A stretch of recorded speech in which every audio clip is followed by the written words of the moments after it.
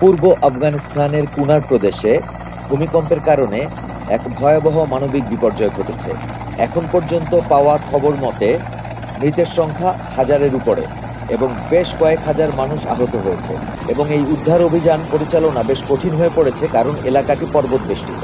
এর ফলে হেলিকপ্টারই একমাত্র মাধ্যম যার দ্বারা উদ্ধার কর্মকাণ্ড চালানো হচ্ছে। এর ফলে উদ্ধার কর্মকাণ্ড বেশ ধীর গতিতে পরিচালিত হচ্ছে।